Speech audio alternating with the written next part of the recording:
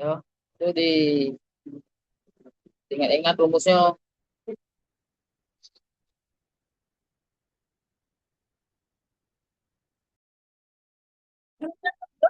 Mic-nya Pak Rian.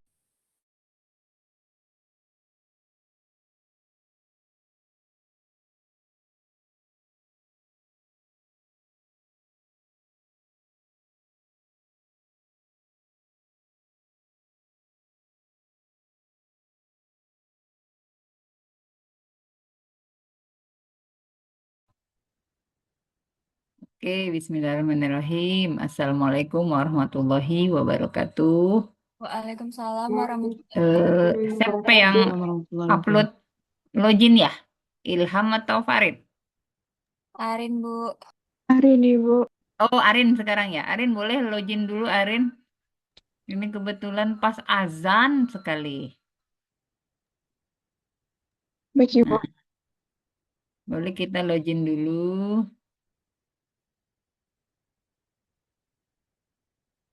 Di sini pas azan banget.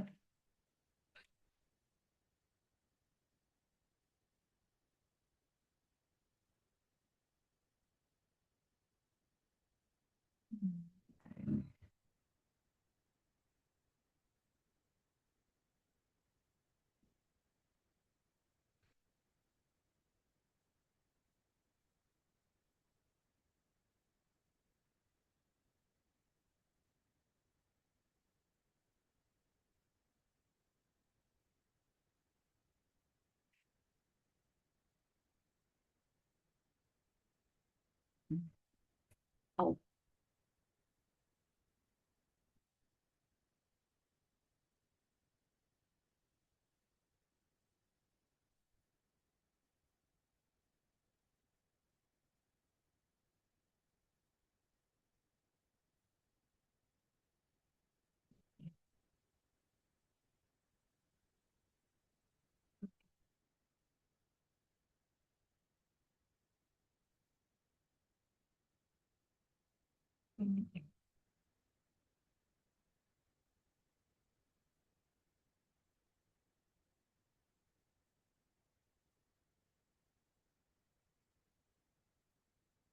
BRP.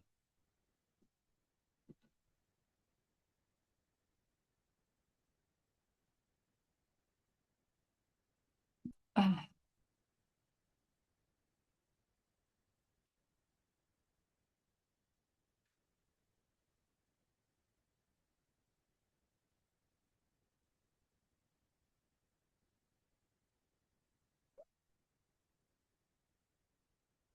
Hmm,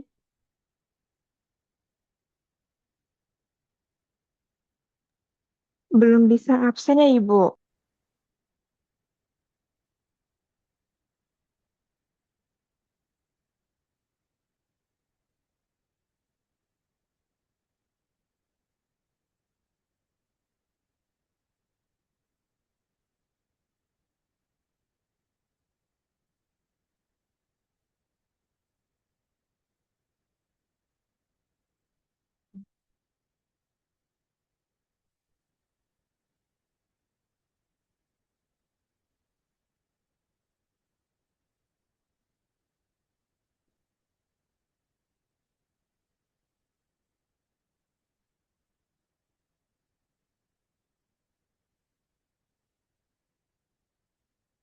daerah. Ya udah ya. Udah bisa absen sekarang. Oke, alhamdulillah. Jadi kita masuk di perjumpaan kita yang ke berapa ini? Dan Keempat, Ibu. keempat ya. Iya, Memang lambat 1 minggu daripada reguler ya. Iya, Rin. kayaknya yang JK ini emang masih minggu keempat, Ibu. Oh iya, ya. Soalnya reguler 5, minggu besok masuk ke 6. Jadi saya takut ketinggalan ya. Tapi kayaknya emang mulainya seminggu nggak. Kalau yang reguler itu tanggal Maret itu Maret itu tanggal 9, 10 sebenarnya udah mulai. Tapi absennya belum bisa, makanya mulai di 16, 17 Maret. 23 masuk 9, 10. Udah awal Maret tuh udah mulai. Kalau transfer mulai tanggal 16 enggak? Kemarin masuknya. Tanggal 7 kemarin, Oh, Ibu. tanggal 7. Iya, iya. Kalau yang reguler itu awal April ya. Reguler mulai dari Maret. Iya, Ibu. Ya, itu emang telat 1 mingguan lah. Karena kan ketemu Lebaran.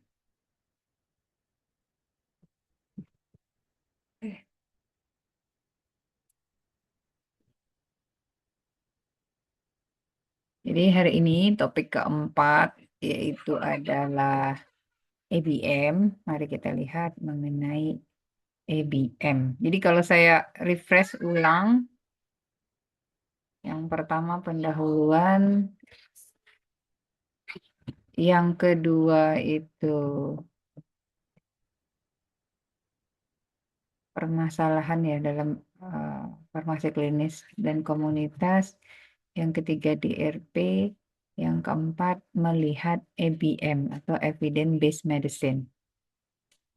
Ya, oke, mari kita lihat. Ini sudah ada di dalam Drive. Kita lihat. Jadi sebelumnya kita lihat dulu ABM atau Evidence Based Medicine ini berarti tujuannya adalah penggunaan bukti terbaik saat ini untuk pengambilan keputusan mengenai perawatan pasien secara individual. Tujuannya ABM. Makanya apa namanya itu pengobatannya itu didekatkan berdasarkan bukti. Bukti di sini dari hasil-hasil riset terkini, dibilangnya ya. Dan tempat hasil risetnya juga dari artikel yang bereputasi, kemudian tahunnya juga dibatasi, kemudian jenis artikelnya juga dilihat. Nah, mari kita lihat apa itu EBM. Jadi kalau lihat tempat artikelnya, biasanya kita ceknya di Scopus.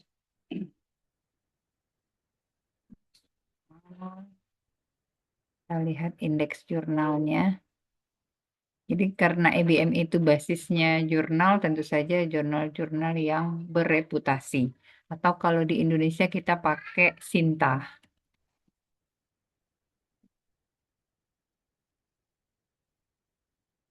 Sinta ya, makanya kan target eh, luaran yang ditargetkan dari tugas akhir atau skripsi saat ini adalah sampai diseminasi, apakah bentuknya publikasi atau diseminasi pada seminar-seminar nasional maupun internasional. Enggak mau relut. Atau kita bisa pakai di PubMed. PubMed. Ya, ya, tempat carinya. Jadi nanti kita lihat pencariannya gimana. Nah, jadi evidence based medicine ini mengajarkan bahwa secara sadar, jelas dan bijak untuk menggunakan bukti terbaik yang ada untuk pengambilan keputusan dalam pengobatan pasien masing-masing. Makanya terapinya individual. Jadi artinya bisa jadi untuk satu pasien stroke, misalnya nih ada pasien stroke yang sama, namun si A treatmentnya beda dengan si B. Ya, banyak hal yang mempengaruhi dari penanganan atau treatment dari masing-masing pasien. Kemudian itu juga dikaitkan dengan evidence base yang udah ada. dilihat dari eh, hasil-hasil atau bukti-bukti yang sudah ada, ya. Kemudian juga evidence base ini juga menggabungkan keahlian klinis individu, sehingga dengan bukti klinis eksternal terbaik yang tersedia dari pencarian sistematis tadi, tujuannya untuk apa? Nah, jadi eh, pasien ini tuh diikut sertakan dalam pengambilan keputusan terhadap treatmentnya dia, ya.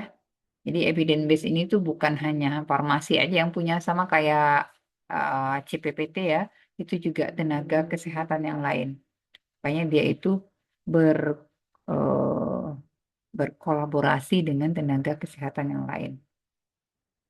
Tentu saja di farmasi ini juga merupakan suatu peluang dan juga tantangan untuk aplikasi asuhan kefarmasian atau pharmaceutical care, kemudian juga meningkatkan rasionalitas dan akuntabilitas dari terapi obat yang dilaksanakan, kemudian serta penggunaan alkesnya, tentu saja untuk menekan pembiayaan yang tidak eh, diperlukan, jadi lebih efisien. Kemudian juga EBM ini juga sebagai jembatan antar profesi kesehatan. Nah, jadi kalau dilihat EBM itu, kalau evidence based medicine berdasarkan pharmaceutical care, kita lihat kayak piramida seperti itu, yang mana karena dibilang adalah berdasarkan sumber data terpercaya, ya, karena dia yang dengan terpercaya artinya dia bukti terbaik pada saat itu, sehingga dia pembagian sumber informasinya itu dibagi menjadi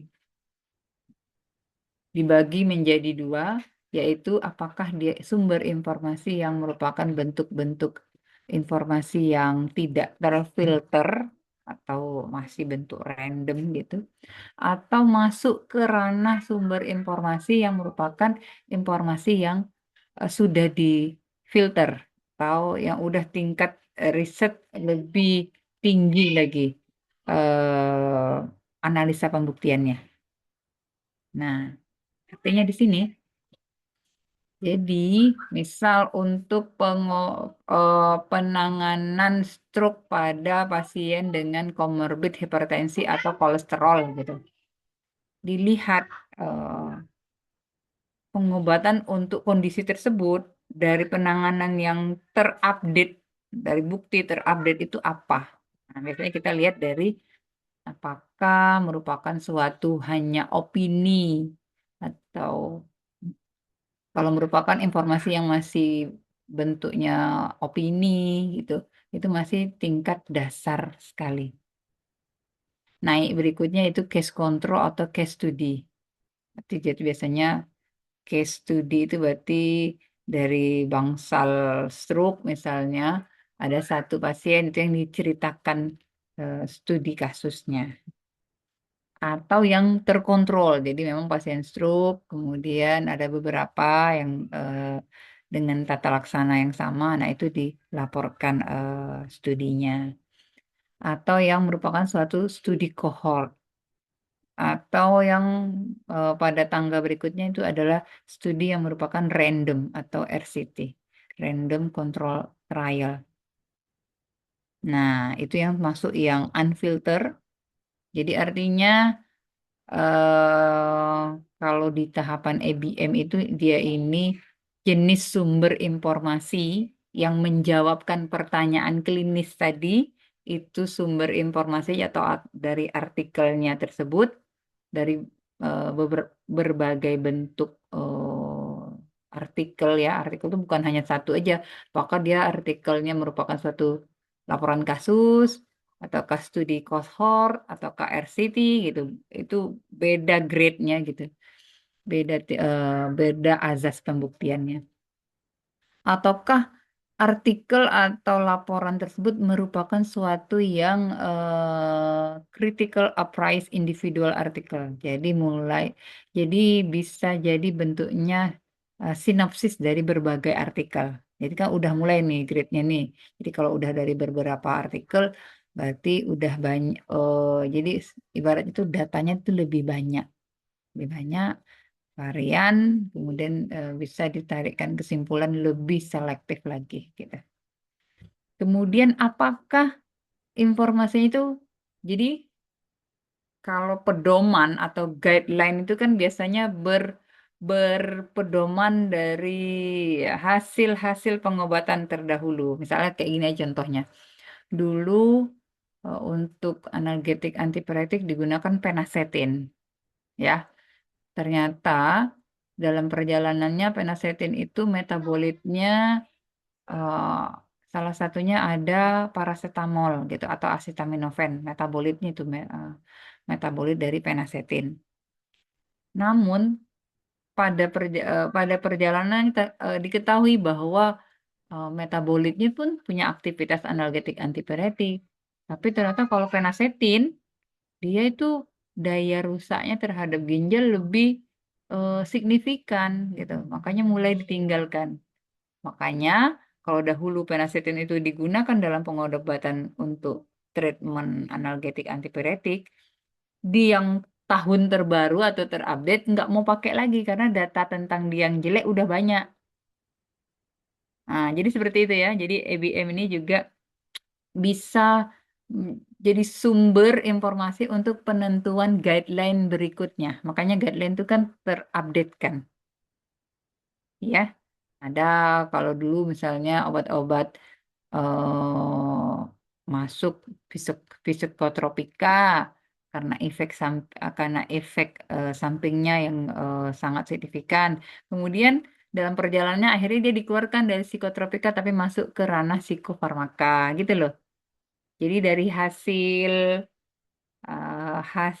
penggunaan beberapa waktu diamati reaksi-reaksi yang ditimbulkan selama pengobatan dengan obat tersebut bisa membuat suatu guideline terbaru. Atau bisa juga di guideline ini masuk obat senyawa-senyawa baru, masuk metode-metode baru, masuk kombinasi-kombinasi baru. Ya, jadi lihat aja tuh misalnya guideline Fornas tahun Fornas kalau di rumah sakit kan ber, ber, merujuk dari Fornas atau sebenarnya Fornas itu merujuk dari WHO atau dari Persat GNC kalau untuk antihipertensi kan. Nah, itu seperti itu bentuknya guideline. Atau satu nih guideline itu, apakah tata laksana untuk psikiatri, tata laksana untuk infeksi, tata laksana untuk asma gitu, atau laksana untuk hipertensi. Ya, guideline itu satu, tapi ketahuilah bahwa guideline yang terbaru terkadang dia memperbaiki atau meningkatkan performa pedoman sebelumnya. Jadi kalau nggak dirubah, di yang baru berarti yang lama masih dipakai. Itu ya maksudnya. Jadi bisa jadi untuk tata laksana di sini kan gastrointestinal. Oh ternyata untuk penata laksanaan GERD pada pasien dengan komorbid infeksi misalnya. Itu terbaik dengan menggunakan senyawa obat PPI ataukah untuk hanya antasid lokal gitu ya. Itu sesuai dengan hasil riset terbaru. Kalau memang belum ada guideline terbaru, berarti bisa lihat guideline lama. Namun biasanya dibatasi oleh waktu. Kalau EBM nih, berarti evidence based medicine, berarti pengobatan berdasarkan evidence dari pengobatan terbaik pada waktu itu, sesuai ya waktu. Itu yang berarti dia tuh ranahnya masuk ke ranah eh, artikelnya itu dikasih scoring nanti ini ya, berarti ini yang nilainya satu, ini dua, tiga, empat, lima, enam. Nih, nilai tinggi itu biasanya merupakan suatu opini saja. Pembuktiannya masih minim gitu.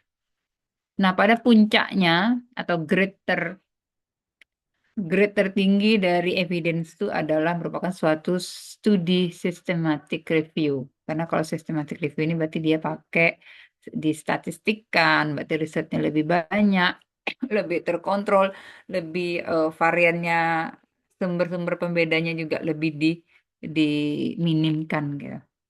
Jadi ibaratnya seperti kita membuat suatu riset di dalam lab, itu kita membuat sampelnya itu sehomogen mungkin. Sehingga kalau sampelnya homogen, kesimpulan yang kita dapatkan juga lebih mencerminkan kondisi sebenarnya. Beda kalau terlalu heterogen. Makanya ini banyak banget. Makanya perlu sumber-sumber informasi dari sumber yang terpercaya. Nah ini, kalau di Sinta kita pakai Sinta Kemenristek. Kalau Sinta kita pakai sekarang Sinta, Sinta 5 ya masih. Ada Sinta 5, ada Sinta 4. Yang paling tinggi kan Sinta 1. Ini bentuknya. Gampangnya. Jadi bisa dicari atau mencarinya di Google, melihat artikel. Tapi biasanya kalau nyari artikel saya nyarinya di Scholar.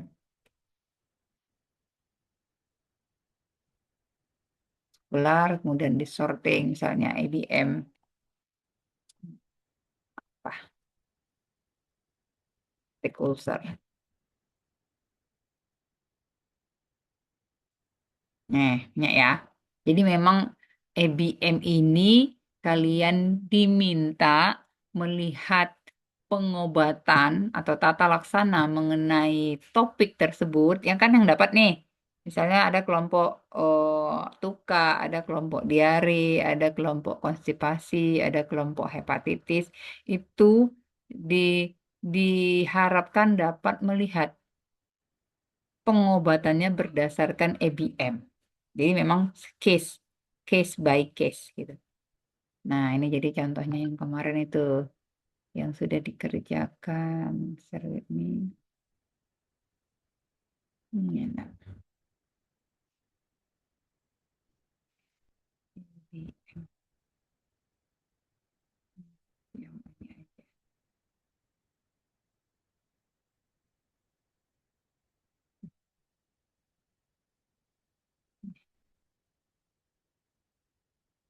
Ini yang EBM. Ini contoh case satu nih.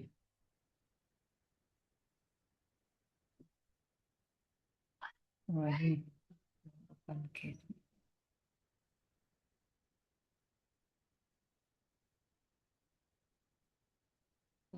Beli SOP. Hmm. Robek.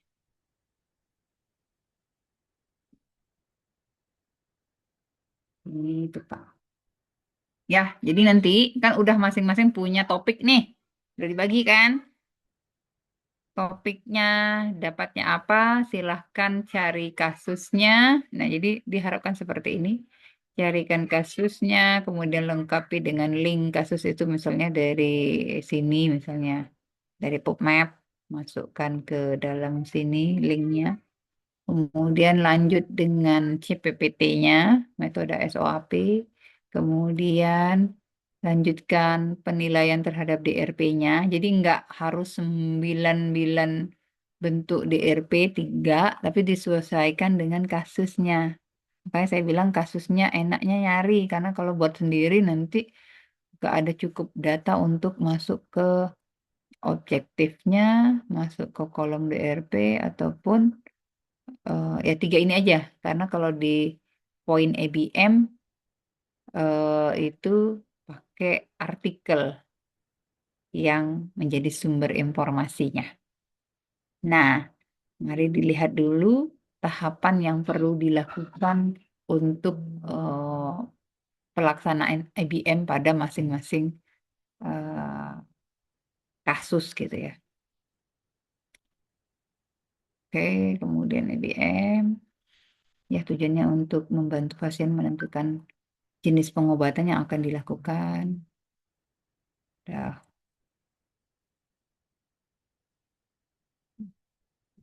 langsung contoh aja ya. Jadi ini narasinya silakan dibaca. Cuman saya kasih tahu bahwa tahapannya dari ABM, keuntungannya, keterbatasan, prosedurnya. Prosedurnya ada 5. Prosedur dari praktek ABM itu ada 5, yaitu eh, yang pertama adalah mengubah kebutuhan akan informasi. Nah, informasi misalnya tadi tukar.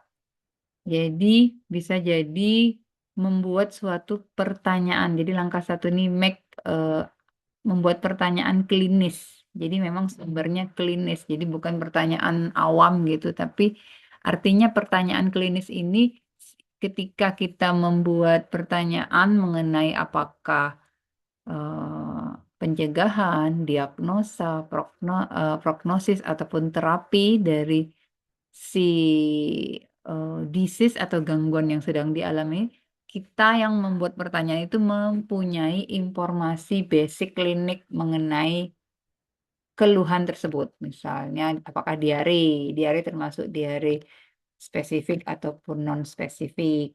Apakah konstipasi? Apakah mual muntah? Apakah GERD? Apakah tukak gitu ya. Jadi sudah tahu nih, oh tukak itu tanda gejala atau fisiologi, ya udah punya basic informasi.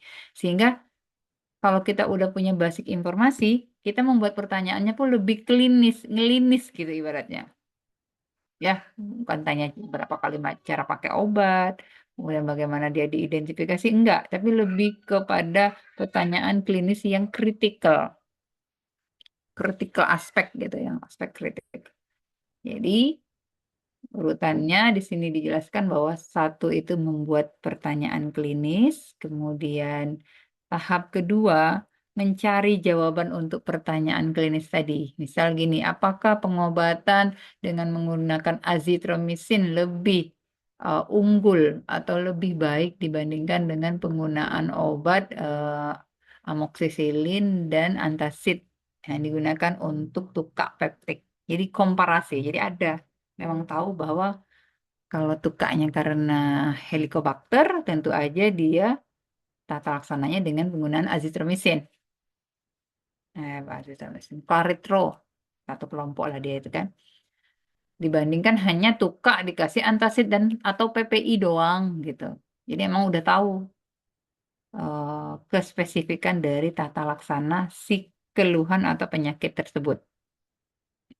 Ya, jadi sudah buat EBM itu emang buat pertanyaan klinis sendiri, kemudian dianjurkan mencari bukti gitu. Tentu saja kalau kita mau pro dan kontra, kalau pro misalnya kalau menyetujui pertanyaan tadi, oh ya memang lebih bagus tuh dengan Claritro dibandingkan hanya menggunakan PPI dan amoxicillin gitu. Siapa yang ngomong bagus gitu? Siapa? Artikel yang mana? Arti yang diharapkan tuh. Oh, menurut artikel ini. Jadi memang gunakan keywordnya. Misalnya di sini,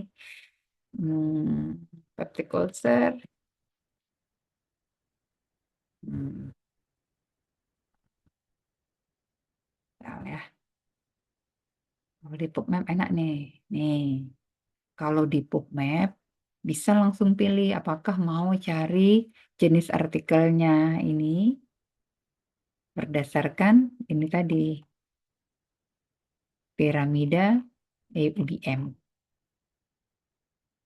Ini kan systematic review, cohort, atau hanya expert opinion. Di PubMed enak, makanya saya anjurkan juga menggunakan PubMed, jadi langsung pilih tipe artikelnya mau mana, mau trial, case report, atau ke guideline. Nah, nanti langsung dikasih tahu. Misalnya kita nih klik yang tinggi itu meta analisis, kemudian guideline atau systematic review, apply gitu. Nah, nih, jadi ini yang udah terfilter. Jangan lupa tahunnya, 5 tahun. Udah sekarang enggak? Sekarang nanti dia kecilkan tahunnya. Dapat 15 di sini. Treatment Helicobacter. Ini ada pula guideline untuk treatment Helicobacter. Jadi bisa dilihat di sini. Roadmap biasanya kebuka. Kalau nggak kebuka pun bisa disitasi. Jadi bisa ambil abstrak, disitasi. Itu ya. Ini saya ngomong tempat carinya ya, tapi hasilnya nanti seperti ini nih. Nih, ini juga latihan nih dia nih nggak tepat pas kali pertama. Memang harus ini lagi gitu. Jadi langkahnya yang 5 itu ini. Jadi ketahuilah bahwa dalam EBM itu akan melalui 5 tahapan ini. Yang pertama membuat pertanyaan klinis. Yang kedua, mencari bukti. Nah, jadi di sini nih saya harapkan ini benar ya membuat pertanyaan klinis. Oke. Kemudian pada tahap kedua, mencari bukan ini yang saya minta, bukan artinya dijawabkan apa itu acquire, enggak. Namun buktinya apa? Oh, buktinya ini dari AGC, clinical guidance, kemudian misalnya dengan nih, apakah dari evidence based review tahun ini nggak pakai ya, tahunnya udah kelamaan. Sekarang 2006, berarti mulai 2022. Oh, review peptic ulcer gitu bisa. Nah, dibaca, usahakan karena kita mau mencari yang sehomogen mungkin gitu kesimpulannya, cara yang sama, prosedur yang hampir serupa, walaupun yang persis banget itu eh, sulit ditemukan, namun yang serupa itulah yang dimasukkan ke dalam sini. Kayak saya minta ini 3 artikelnya ini. 3. Dari 3 disimpulkan apa jawaban untuk pertanyaan nomor 1 ini tadi. Ya. Kemudian appraise, menilai. Ya. Menilai ini artinya di sini. Nih. Tergantung dari artikel 3 ini. Kalau ternyata artikel ini sumbernya merupakan suatu guideline, systematic review, ataupun meta-analisis, berarti nilainya tinggi karena dia masuk di sini. Informasi yang terfilter. Ibaratnya nggak abal-abal gitu. Karena artikel kan juga ada yang abal-abal kan. Ya, jadi ini kalau saya kecepatan atau merasa bingung boleh raise hand saya diintervensi untuk tanya ya. Karena memang ini memang untuk meningkatkan pemahaman mengenai EBM memang praktek nyobain masing-masing. Tapi saya ini cerita dulu tahapannya. Oke? Nah, bukan ini ya. Jadi ini kan namanya juga latihan ini di kali pertama dia latihan. Jadi, bukan ini, namun seharusnya di tahap ketiga ini nilai dari artikel yang ada di sini. Apakah artikelnya merupakan terfilter ataupun unfilter. Makanya dia ada nilainya. Nilainya di tahap ketiga itu nanti bentuknya seperti ini. Di tahap 1, tahap 2 mencari bukti. Ini ya tempat pencariannya. Atau bukunya juga atau websitenya.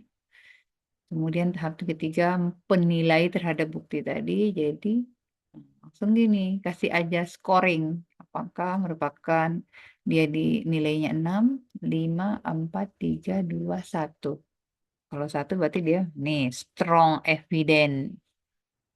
Kalau 2, nah, strong evidence paling at least one properly design RCT. Jadi dari artikel yang kalian gunakan untuk menjawab pertanyaan di tahap 1 tadi, misalnya RCT-nya ada 1, berarti kalau semuanya systematic review berarti nilainya 1.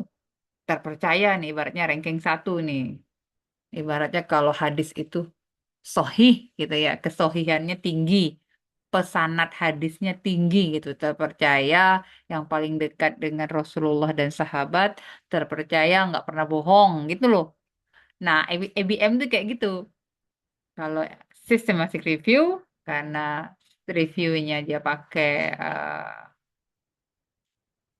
metode yang sangat sistematik, ya, sehingga dia dibikin lebih homogen, menyimpulkannya juga lebih mendekati kondisi yang sebenarnya. Tapi kalau ternyata artikel yang digunakan untuk menjawab campuran, ada yang trial, ada yang cohort, ada yang case control, berarti dia masuk ke skala tingkat kepercayaan atau nilainya 3. Ya, berarti ini jauh nih periwayatnya nih. Ibaratnya kalau hadis itu periwayatnya jauh. Sudah murid ke berapa gitu. Begitu juga selanjutnya. Apakah dia skor 4, berarti cuman studi non eksperimen, kemudian hanya 1 kali riset grup, kemudian kalau yang kelima hanya opini, ataukah dari clinical evidence yang terjadi, ataukah dari komite. Komite kan ada ya, komite rumah sakit gitu. Setiap kasus itu kan naik biasanya. Kemudian kalau yang ini ya tadi, yang paling rendah itu berarti dia masuk ke opini, baru opini. Pembuktiannya tuh minim gitu. Jadi memang diharapkan pada yang ketiga ini nilai, bukan ini yo. Jadi ini memang juga belum belum benar. Kemudian pada tahap keempat, ya tadi udah buat pertanyaan nih, ini udah oke. Ini berarti kasih bukti nih untuk jawab ini. Silakan cari mau membuktikan pakai apa. Sebenarnya apapun yang kita curiga, eh, duga gitu ya, kita hipotesa itu bisa dibuktikan, bisa di bisa di bisa di bisa dibuktikan, bisa tidak, tergantung sumbernya gitu. Kalau sumbernya memang banyak, ternyata memang masuk dari kelompok-kelompok yang nilainya grade tinggi, ya berarti terbukti, gitu ya. Makanya saya juga selalu bilang bahwa ilmu pengetahuan itu berbeda dengan wahyu. Dia ilmu pengetahuan itu selagi belum ada yang membantahnya berarti benar gitu. Ya, gitu. Bedakan ya dengan wahyu dengan ilmu pengetahuan. Tapi kalau ilmu pengetahuan bersumber dari wahyu itu nggak terbantahkan. Namun kalau yang kayak gini, studi, riset, investigasi, selagi belum ada yang membantah, benar, berarti itu masih bisa dipegang gitu. Sama kayak zaman dahulu, penasetin, kemudian misalnya amfetamin gitu, digunakan untuk obat obesity. Kemudian banyak yang mulai ditinggalkan kan, karena tingkat toksisitasnya juga cukup tinggi, efek sampingnya juga tinggi. Jadi mulai banyak yang ditinggalkan, berpindah ke obat-obat baru yang pembuktiannya juga eh, lebih baru dan lebih banyak dan lebih baik gitu. Oke, kemudian di tahap keempat. Nah, jadi kan tadi nanya di pertama apakah triple lebih efektif dibandingkan 2 atau hanya tunggal gitu. Oke, silakan temukan jawabannya. Kemudian, nah, jadi di sini mintanya adalah 3 artikel minimal untuk menyatakan bahwa dia strong evidence atau tidak. Kemudian jadi ini nggak perlu pakai ini lagi ya, nggak perlu di tahap 3 ini nggak pakai artikel. Jadi yang pakai artikel ini di tahap kedua, tahap keempat, dan tahap kelima. Jadi kalau minimal 3, 3, 3, berarti untuk satu EBM perlu minimal 9 artikel yang digunakan. Ya, jadi bisa footnote-nya di sini, kemudian nanti pustakanya ini nggak masukkan gini. Masukkan enter pustaka insert dari bibliografi menggunakan Mendeley. Lebih enak itu, terbiasa menggunakan Mendeley. Ya. Nah, yang keempat ini artinya apply. Jadi kan sini tanyanya tadi regimen 3 obat untuk eradikasi pylori. Nah, silakan carikan bukti di tempat-tempat manapun, di artikel-artikel mana yang menggunakan 3 regimen. Ya, coba. Oke, kita langsung praktek. Triple regimen treated. Oh, sorry. Ada masih. Nih, ada ya. Silahkan buka. Apa katanya? Ini merupakan suatu systematic review. Dia bilang metode. Ini riset ini tujuannya untuk melihat efikasi dan keamanan penggunaan probiotik terhadap beberapa macam regimen dari pylori. Hasilnya, caranya ini. Karena systematic review itu, kalau systematic review itu studi dari artikel-artikel yang udah ada, jadi banyak dia cari. Kalau systematic review. Jadi systematic review ini bukan studi di lab, namun dia merupakan studi atau riset dari riset-riset yang sudah ada. Kayak kan dia bilang nih, carinya artikelnya di PubMed, Embase, Scopus, Web of Science, kemudian apakah bentuk artikelnya RCT, kemudian apakah yang RCT yang membandingkan triple dan quadruple obat gitu. Hasilnya dari 91 RCT yang melibatkan, nah, jadi ada nilai kalau systematic review nih. Jadi bukan hanya kalau literatur review kan cuman menyimpulkan dari beberapa artikel. Tapi kalau systematic review dari beberapa artikel diambil datanya, dihitung ulang. Makanya dia kepercayaannya, kepresisiannya juga cukup tinggi gitu. Jadi di sini dari 91 RCT yang terlibat 13.000 pasien yang menggunakan probiotik sebagai treatment standar dengan kejadian pylori. Nah, dengan nilai analisis berikut, hasilnya banyak ceritanya. Hasilnya penambahan probiotik pada terapi standar eradikasi pylori ini, oh, nggak begitu ya, malah dia simpelkan, nggak begitu. Not only increase the, oh ya, betul. Berarti hasilnya menunjukkan bahwa eradikasinya cukup positif, kemudian ADR-nya juga menurun. Makanya kenapa systematic review ini tinggi nilainya, karena dia menghitung ulang, mencari artikel yang memang hampir serupa gitu. Oke, jadi balik lagi ke sini. Jadi tunjukkan bukti yang sudah menggunakan triple ini. Nah, lihatlah satu berarti. Oh iya benar nih di sini riset di mana nih? Riset di mana dia ini?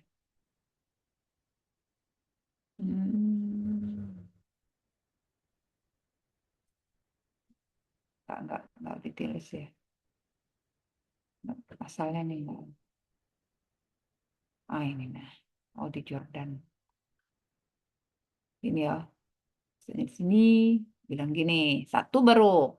Tapi kan saya mintanya 3. Misalnya di Jordan, di Cina, di Eropa, di Amerika gitu. Berarti yang udah melakukan 3 regimen untuk TUKA ini, ternyata hasilnya memang positif, ceritakan. Kemudian nilainya gimana? Nah, jadi kalau di sini kan kalau ada hari, ini kan di sini, ternyata dia yang triple jadi yang harusnya 6 minggu jadi turun 4 minggu. Kan asesmen, menilai 3 artikel ini tadi. Iya, begitu. Itulah tahapan dari EBM. Walaupun materinya seperti ini, Tuh. Ini grade tadi ya. Ada lagi yang dipecah-pecah. Grade A, B, C, D. Walaupun skornya ini. Ketika dibagi masing-masing nih ininya. Jenis artikelnya. Hmm. Karena apa saya bilang ini cari artikel karena kalau pada kenyataannya kalau di lapangan ini tuh apply-nya ke pasien. Gitu, makanya dibilang, oh Pak, kami mengusulkan pengobatan dengan cara yang baru ini, misalnya harusnya sih kalau mengikut sertakan pasien dalam pengambilan keputusan pengobatannya dikasih tahu kelebihan dan kekurangan dari pengobatan yang ditawarkan, kemudian pasien ambil keputusan. Kemudian ya kalau dia oke, berikutnya di assessment. Assessmentnya itu ya bisa jadi uh, data-data untuk riset selanjutnya. Bisa untuk case control, RCT, ataupun pada tingkat yang lebih tinggi lagi itu sampai ke systematic review. Jadi itulah yang namanya evidence-based medicine, terutama untuk farmasi dia fokus ke obatnya berarti. Kalau di sini kan contohnya nih, selalu sumbernya. Jadi kalau misalnya ini adalah kasusnya tuka nyeri lambung ini kan deh. Tukanya apakah tuka karena pylori ataukah hanya NSAID aja ataukah karena efek samping penggunaan obat lain ataukah ada kondisi lain gitu.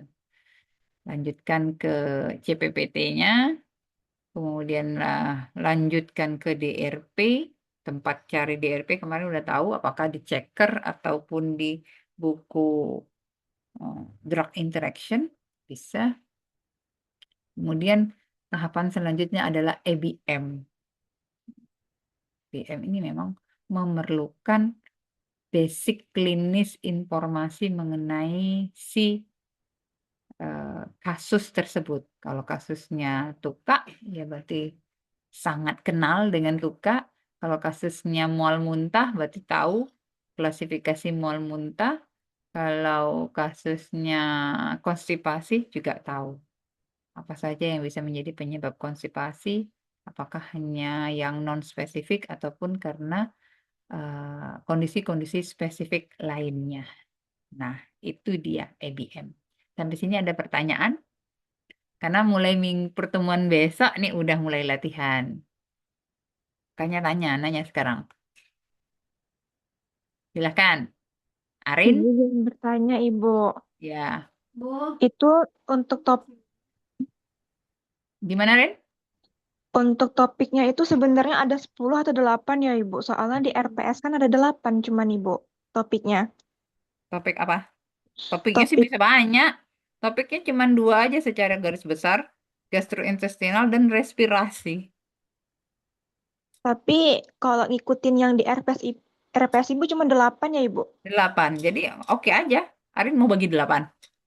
Iya, mau 8 aja boleh, Ibu. Boleh, boleh. Kan itu hanya topik aja. Case-nya kan different. Tiap orang kan berbeda gitu. Untuk tugasnya itu yang dari studi kasus sampai EBM itu kumpulnya minggu depan ya, Ibu? Selasa ya? Oh, enggak, berarti Selasa ini, minggu besok ini kan Selasa. Udah mulai latihan. Arin sudah bagi kan? Iya, cuma belum kemarin kirim topiknya Ibu Enggak, ke maksudnya grup. kan ada berapa orang ini? 30 misalnya, ada. Ya, Pokoknya ada 30 orang. Nah, berarti yang dapat topiknya gastrointestinal ya yang duluan. Yang duluan udah mulai itu. Dia dapatnya apa? Dia ditukak, dia di diare, atau dia di gangguan gastrointestinal yang lain. Gitu, Rin. berarti tugasnya itu bertahap ya, Bu, ngerjainnya. Bukan langsung selesai sampai ABM ya? Enggak, selesai. Satu. Oh iya. Satu kan kayak ini nih. Ini kan ngumpulnya satu nih. Yang tadi. Ini kan satu nih. Ini satu orang nih. Afni Moza. Ha. Udah. Dia ada contohkan kasus. kemudian dia pindahkan kasusnya ke CPPT. Memang bertahap. Kalau kalau kalau kita lakukan misalnya minggu ini CPPT, besok minggu besok DRP banyak banget, Rin. Oh, berarti Banyak. satu langsung ya, Bu ya? Iya, satu. Jadi kan misalnya Arin dapat ditukar. Mungkin di pertemuan berikutnya kita nggak tukar lagi, kita ke diare. Diare siapa yang dapat gitu loh. Oh iya, paham Ibu. Gitu. Nah, ya sip. Jadi satu jalan karena kan memang yang masing-masing itu ketika belajar kenalan sama kacamatanya satu-satu CPPT, DRP, EBM satu-satu kenalannya nuh.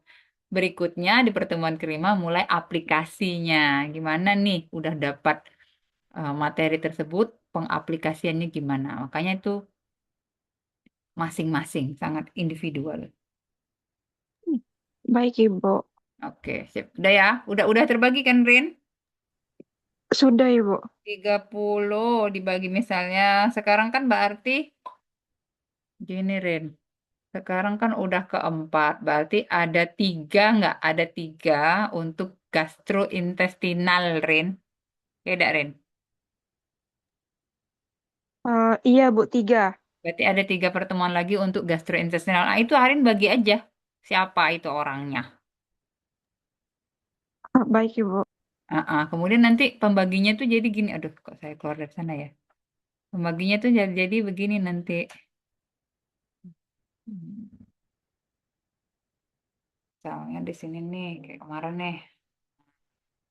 Ternyata nih, jadi bagi gini, bagi tiga untuk yang gastrointestinal. Jadi nanti tinggal aja lihat nih, ternyata yang ditukar ada berapa orang yang case-nya gitu. Setiap orang kan beda case.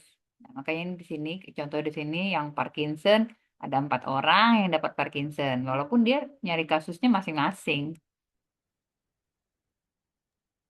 Baik Ibu. Berarti nanti setelah UTS, berarti ada 7 pula gitu.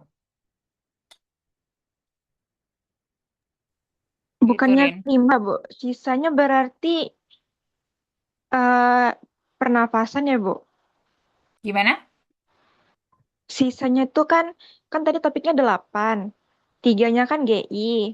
Berarti Mm. 5-nya yang respirasi kan Ibu? Iya, tapi bisa nggak apa-apa nanti misalnya untuk yang apa? Ada satu lagi nggak di kalau 4-4 berarti kalau 8 kan 4-4 tuh. Bisa 3, besok 5 gitu. 5 di respirasi. Berarti satu GI yang tersisa di respirasi. Gitu, Rin. Bisa Eh, aja. Kan Baik kita Ibu. kita kan mau lihat nih pengaplikasinya gimana nih oleh masing-masing. Nah, cuman gini. Tolong kesepakatan di awal, karena kan kejadian kemarin tuh udah mengerjakan, udah siap, pas hari hanya yang bersangkutan nggak bisa present. Nah, itu yang dihindari, ya, Baik Ibu. ya. Jadi kesepakatan sekali. Jadi kalau dia nggak hadir, dia gantinya apa? Jangan sampai kita nunggu mana orangnya dipanggil-panggil, dah hilang, mungkin sedang di UGD dari mana. Jangan seperti itu, karena ini kita sudah ke beberapa kali pertemuan harusnya kita lebih prepare.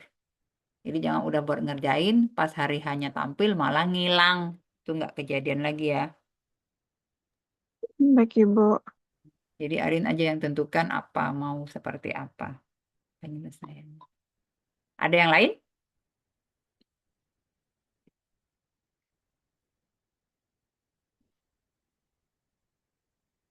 Nah, nanti enak nih pas pas prakteknya baru.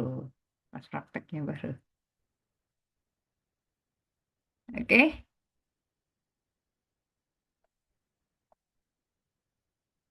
Masih ada? Kalau nggak ada mungkin kita bisa cukupkan sampai di sini. Berarti udah dapat semua materinya. Materinya itu di drive itu sudah semua ya dibagikan.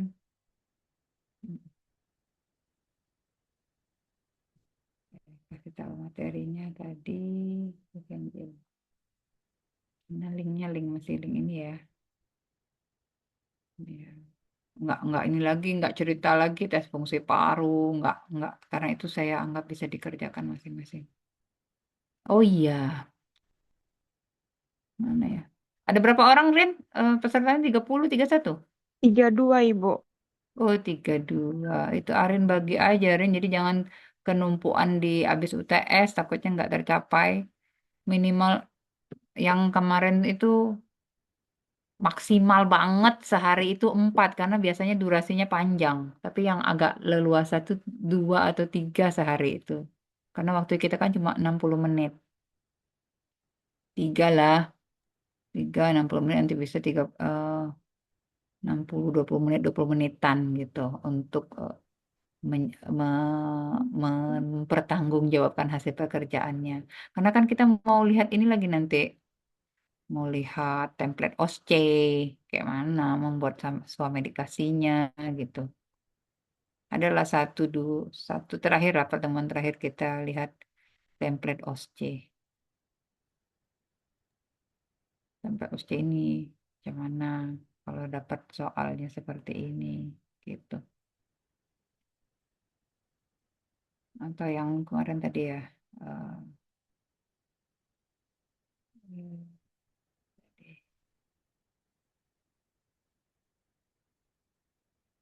IP, rubrik OSCE itu loh. Nah, ini ininya ya. Template-nya udah ada, tinggal diambil.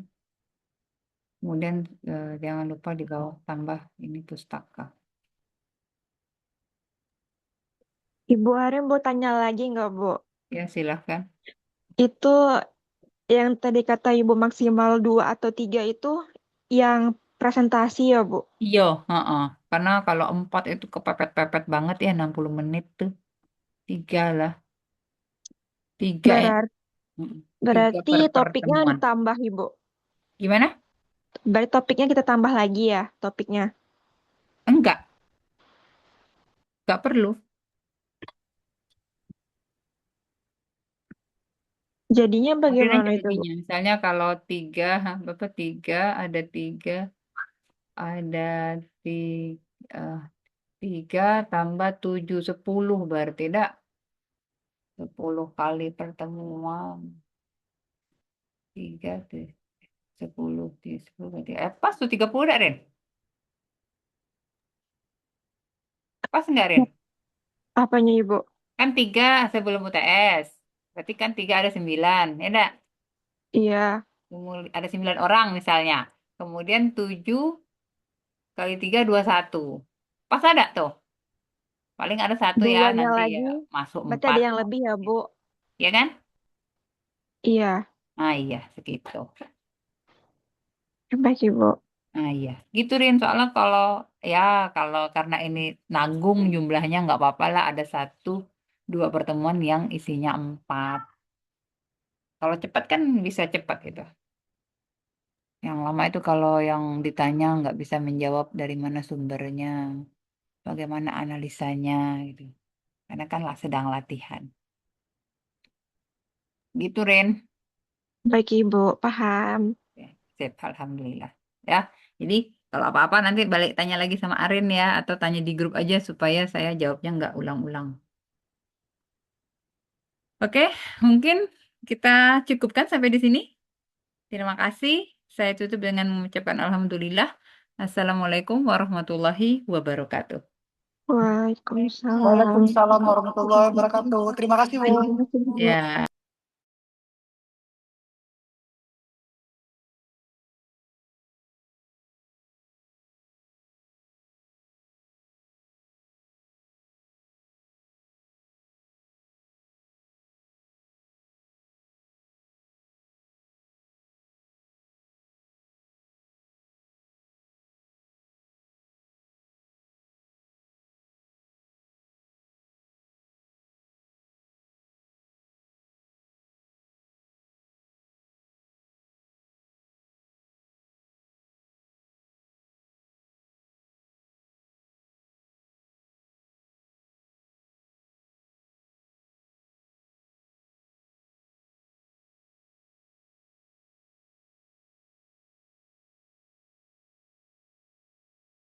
Udah selesai, guys.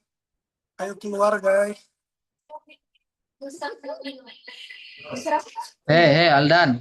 Ada apa? Ada apa, Pak? Bapak mencit sedunia. Bapak mencuri sedunia. Ya, so. Anak nengok ini, dah. Mana Celir? Ilham, dipanggil Ibu Ham. Ilham. Kerja Ilham. Nah, kemana balik kamera? Kok ini minta, Cok? Oh, ini. Mana Oh ini? ini diupload di YouTube kayak ini Ilham Tedo. Oh, iya, diupload ya, oi. Kayak mana matinya, Cok? Ada kuliah lagi tak, Ge? Ada jam 5. Ada jam 5 kata Eka. Jam 5 ada kuliah lagi kayo? Iya Bu Eka. Oke, Assalamualaikum. Salam.